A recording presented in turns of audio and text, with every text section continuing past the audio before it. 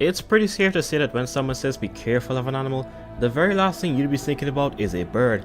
Like there are some things that are small and a lot of the predatory birds like venomous snakes, poisonous frogs, spiders, etc, but you always look out for those things instead of a bird. I mean realistically, what's a bird gonna do to you? Unless it's a pair trying to protect their nest. From personal experience, that's the only time birds can be scary. Anyway, even the largest raptors like eagles don't usually pose a life risk to someone. The only birds that could kill you over and over again if they wanted to are of course the reptiles like cassowaries and ostriches. The last time mankind had to face actual danger from a bird was an eagle in the Cenozoic that could actually pick up a small teenager, but what if I was to tell you that there was something that could fly, yet so massive that you'd probably have a mini heart attack just by seeing it? It's not a bird, it's not a plane, it's a, well, it actually could be mistaken for a plane since it's so big, or even bigger than some. It's a Hatzegopteryx, the island-hopping pterosaur from prehistory that made vacation spots hell for all the inhabitants there, and this isn't an exaggeration, like, it was the biggest meat eater in the area. You know, I've been thinking for the past few days, I've covered creatures from both the land and water-based servers, but never one from the skies. But then it clicked to me. There was a specific group of pterosaur that housed the most massive aerial assassin to ever exist, so it's only fitting that I bring it back to the present. I think you know what's coming. Could Hatzegopteryx survive in the present? There's certainly nothing here in the air that can challenge it, well, animal-wise, but even though the dinosaurs are gone, there's another species who's far more devastating that could send them back to extinction. By the way, if you're an OG of the channel, like you were here since the elden days of last year, you'd know I did a similar video that's now deleted because the quality sucked and all you heard in the background was a chalky voice and a fan. So I decided to recreate it with better quality and more information. By the way, if you enjoyed this sort of content, consider leaving a sub, and if you don't want it, that's fine as well. Your engagement is enough already. And join my server in the description to better voice any ideas you may have or yap about anything prehistoric. Anyway, we've got a lot of covers, so let's get into it. So despite popular belief, Quetzalcoatlus wasn't the largest thing to ever fly. Maybe the longest by wingspan, but not the heaviest. I mean, back when I was a kid and went to the Natural History Museum, I also thought it was the biggest. There was a massive model in the room, and in my mind I was like, yeah, there's nothing that can get any bigger, but turns out I was wrong. The one thing that was bigger is in the same family though, being the Asdarchidae. The entire family is known to produce roided up pterosaurs. I think the smallest member has like an 8-foot wingspan or something, which is nuts for the smallest. The Quetzalcoatlus has a wingspan of around 36 feet, with the very largest estimates putting it at almost 40. Yeah, it's a pretty big boy, and the height required to look a giraffe in the eye. Yet despite this, it weighed around 450 or a bit over 500 pounds with the heavier fellows. All of this had to do with hollow bones, because even for something this wide, it can't be extremely heavy or even it wouldn't be able to take off from the ground. But its other family members said to hell with this and ate all of the protein cookies. Protein cookies are garbage, by the way, I bought some yesterday. Anyway, meet Hatzegopteryx, a pterosaur with a 33 to 35 foot wingspan but a weight exceeding 600 pounds. This was the heaviest thing to ever take to the sky, much to the dismay of the animals it shared a habitat with. However, this size came at a cost.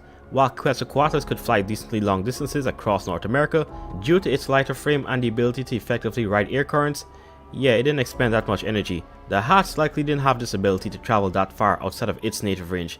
The pterosaur lived in what is now Romania in the late Cretaceous. However, back then it was known as Hatzeg Island, a landmass with multiple others scattered around it. Due to just how robust Hatzegopteryx was, some paleontologists think it could only manage to hop from one island to the next, which would make sense because why would you need to go any further? But some do dispute this. However, for the most part, it's thought that its flight was generally limited from one island to the next. On these islands, it was the largest carnivore there, as most of these island dinosaurs and other creatures seem to be dwarfs of the mainland species or just smaller animals in general. There were other predators like dromaeosaurs and crocodilomorphs, but none of these exceeded 100 kilograms, leading to the giant crackstork being supreme overlord. Sadly, even the herbivores weren't safe. Probably the most unlucky of the few were the Zalmoxes, a relatively small bipedal herbivore that got to be around 6 to 8 feet long. I mean, prehistoric planet showed it best. Imagine chilling, going about your day, and you're suddenly in the air and then covered in a blankness of darkness as stomach acid burns you alive. Doesn't get any better for the other inhabitants though. The dwarf hadrosaurs and sauropods had to be in constant paranoia when the aerial raids would happen, when these flying menaces would hop from island to island. The adult sauropods like the Megarosaurus, oh I butchered that too, were generally safe. However, juveniles were a different story. To amplify the horror aspect of this animal, it likely didn't just fly after you, it galloped. That's right, galloped at you like a horse on all fours with speeds likely, surpassing 40 miles per hour. 99% of the human population would get caught. I'm not done yet though. The beak of the Hatzegopteryx is more robust than the Quetzal's more pointed, sharp, heron-like beak. Some paleontologists have claimed that for targets too big to swallow, the Hats may have used its beak to bludgeon the animal to death, which is definitely a dark way to go, a method that desperate Hats may have done to a subadult sauropod. Sadly, or not sadly I should say, it along with all the other giant pterosaurs died out not too long after because of, well, you know. But you're in luck because I'm going to be bringing it back from the brink of extinction. Damn, that reminded me of Prehistoric Park, love that show. Anyways, as always, or almost always, I'm going to be implementing a certain amount of breeding pairs. I'm thinking 3, so there'll be 6 murder herons out in the wild. But the real question is, where do I put them? I can't put them around the islands of Romania because also that's where they were originally found. A lot has changed and there's like 100% not enough food to support them. And I can't put them in most places around the US because of the winters. And I really want to drop them somewhere that has islands. And there is a perfect place, well, as perfect as you can get. There's prey and also predators, but none larger than the Hatzegopteryx itself. This doesn't mean it would be safe, but I'll get into that later. The Komodo Islands around Indonesia is perfect. No snow and the temperature is fairly consistent. Alrighty then, let's get the show on the road. Immediately, these things are going to separate and start looking for territories of their own. The more dominant individuals will pick the best spots, areas with clearings and prey not too far away. And speaking of prey, there's a lot. These islands, or the main island more specifically, has a wide variety of native and invasive animals to take down. There's deer, multiple species of wild pig, and other ungulates, including the water buffalo. And although most of these wouldn't be a problem for a pterosaur to bring down, it would be an issue when it comes to catching them. Timor deer are quick and alert. The slightest rustle or just the sight of a massive met turkey would send it running, and a Hatz is estimated like 50 miles per hour top speed wouldn't be able to match the deer's 30 miles per hour or even more. The same goes for the wild pigs. Most of these things are not only faster, but they also feed more inland most of the time, with trees and branches around almost always. So even if a chase happened, it would be fairly easy to dart to a more dense area where the pterosaurs can't follow. There are clearings within the forest, but again, how do you not notice a likely brightly colored pterosaur around? Well, the males are likely more colorful because of the crest. But all of these things do stray on the beaches to eat or just patrol their territories. Maybe then an unlucky few could get caught off guard if the pterosaur times the landing just right and gets a head start spread. Of course, there's primates. The multiple species of monkey would be a worthy snack, but they're almost always in the trees. But they do come onto beaches in family groups to scavenge occasionally. So far, it isn't looking too good for the Hatzegopteryx in terms of catching food. But there still may be another option. Komodo Island's largest land animal wasn't that too far off in terms of size compared to the sauropods that inhabited Hatzeg Island. The water buffalo can reach a staggering weight of 1.4 tons and is a robust lump of muscle that only the most ballsy of predators would dare approach. However, most aren't usually that big, and they fall around the 1500 pound range with bulls most of the time and cows sitting at 1000 or less. This is still bigger than even the largest Hatzegopteryx. Also, the main target would be the same thing most predators target, the calves. Defenseless, 100 pound morsels that can't fight back would be ideal, if the mothers weren't there to guard them so fiercely. Large mammals like this are much more durable than even these giant pterosaurs, and a quick swipe or even kick could cripple or even kill a winged fiend. But there is of course the odyssey of it using its beak as a battering ram of sorts, so even an adult buffalo of medium size has the potential to fall victim to a charging pterosaur. A quick jab directly to the ribs or even head would mean almost certain death. But most of the time, 7 or 8 times out of 10, I'd put my money in the buffalo. Alright, I'm gonna be blunt, it isn't looking the best for this thing in terms of prey selection, but where there's a will, there's a way, and that way might be the local predators. There are a lot of predators here. Most of the snakes are venomous and too small to be worth the effort, and besides, they have enough venom to easily kill a Hatzegopteryx. There are exceptions like the reticulated pythons, but they're usually in densely populated areas, well, packed areas, which leaves the most dominant predator left. The largest lizard on the planet, the Komodo dragon. At over 10 feet long and the very largest males reaching 300 pounds, they rule the island with an iron fist, eating anything, and I do mean anything, including each other. Despite this, they still are like half the size of the giant Azdarchids, and in a purely upfront 1v1 fight, the pterosaur wouldn't have much issue bludgeoning one to death, so a dragon of any size would be a viable option for the Hatz. The only issue would be avoiding getting bitten, because one bite and it's basically a wrap for the pterosaur, even if it kills the lizard. The Komodo dragon's venom is enough to take down water buffalo over a few days, so something a quarter of that size wouldn't be any issue. But that's where the long neck and beak comes in. This reach would allow it to safely kill the dragons. However, with a population of around 4,000 in the wild around Komodo Island and the other areas, this wouldn't be a permanent fix. But the 6 animals should just scrape by, hopping from one place to the next, scavenging and taking out any careless animal. But nature fights back, especially today. When the pairs eventually form a nest, it's likely the hatchlings will make it. It's not known if both parents looked after the young, but most information suggests no. So it's going to be one female guarding her clutch of between 6 to 10 eggs or hatchlings against smaller mammals, snakes, lizards, pigs, etc, etc.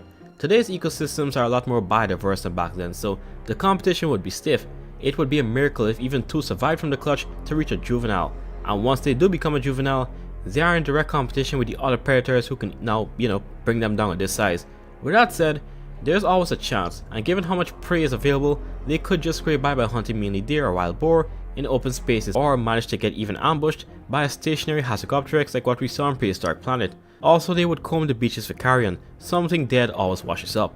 They aren't out of the woods yet though, as the most dangerous animal lives not too far from them. Initially it won't seem like it, but soon, yeah, it will. There's a population of people on Komodo Island itself, and if the Hatz just manages to somehow get near the mainland of Indonesia, it's gonna be a problem. Unlike animals today, these pterosaurs don't know that just because you can easily kill a human doesn't mean you should, like the animals of today who know. So yeah, this is a matter of if it will happen, it's when. So they initially would kill these generally 90kg people with ease. Only a small house or other shelter could really stop them depending on where they are, and after this, rangers will be called to take out at least one or two, and have mercy if the government gets involved. The word that they are giant flying monsters killing people would trigger an immediate bullet-loaded response, resulting in like half the original group dying. Then there might be further instructions to somehow sedate them instead of killing them, to carry out more research and possibly even try to save the species for whatever reason, and their brains are developed enough to soon learn that humans are a big no-no. However, the families of those eaten wouldn't really care about conservation, as the world was spinning just fine without them.